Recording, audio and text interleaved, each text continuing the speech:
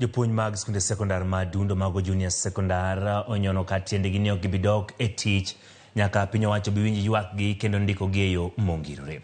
Ng'anyo margi kawuono e boma Nairobi ka gimakore kod moko kuom jotend riwruok mag jopuonj KUPPET.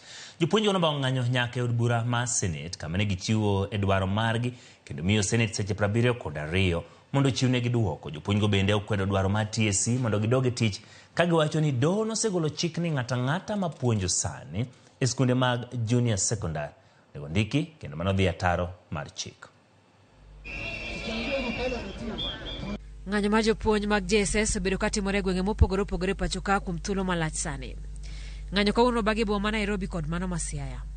Ng'anyo ma Nairobi ne ochakore tesendi yengo nyamburko ma Green Park nyaka e od bura mar Senate kama jopuonj otere kwayo margi. Jopuonj osingo ni gibidok e tich nyaka sirikal bindigi tich e yo mongirore. Koro wawacho matek kabisa ni nyaka TSC chulwa pesa wa magin got kendo nyaka giconfirm jopuonjegi under permanent and pensionable. Kama nokotimore ok wadhi e klas. Jopuonj wak ni osara michiwonegi kaka jopuonj mantiere tiegruok kata interns tin kendo ok nyal miyo gidag ngima makare kaka jopuonj mamoko. 17,000 is not enough. We have people with families. We have people who are single mothers out there struggling, and then they have to split the 17,000 to cater for their kids, to cater for their parents at home, to cater for their rent. So it is very, very difficult. Bende giseo akwede ndiko jopuonj ka giwacho ni josiasa hinyo wuotho kod obok mag tich e rombe siasa ma ok oluwo chenro makare mar ndiko jopuonj. Graduates of 2022, graduates of 2023 are in class,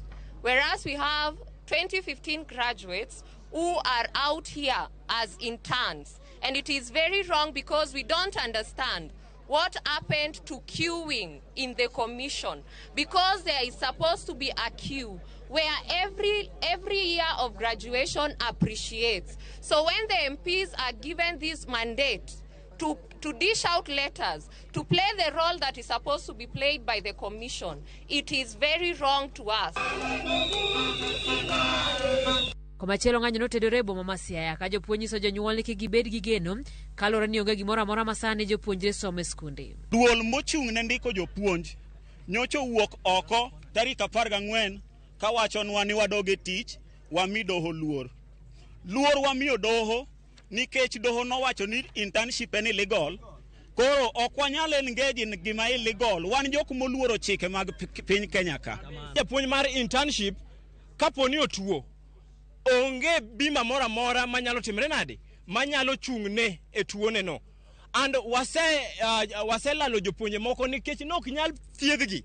Kaka yo mar nyisa chiel riwruok mar jopuonj KUPPET osingo chung' kamoro achiel kod jopuonj mag JSS ka gisundo TSC mondo miyo ket chenro mar ndiko jopuonj. Ni jopuonj mag JSS inyalo chul 17,000 mondo migirit nyithindwa.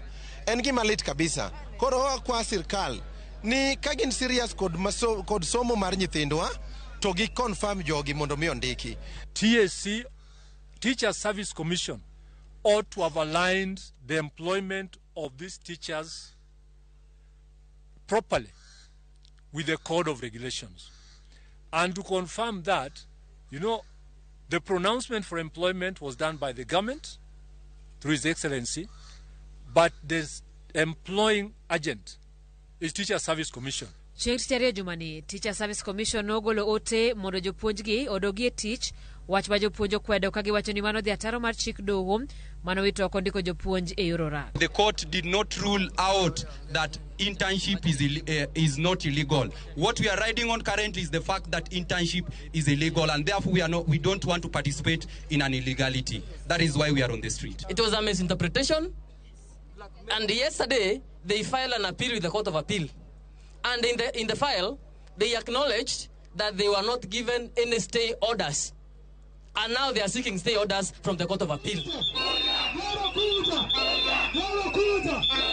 Jopuonjre mag junior sekondar pod biro bedo maonge jopuonje klas kaluwore ni jopuonj onyono kar tiendgi ni pod gibiro dhi nyime kod ng'anyo margi nyaka chieng' sirikal winj ywakgi kendo ndikgi e yo mongirore.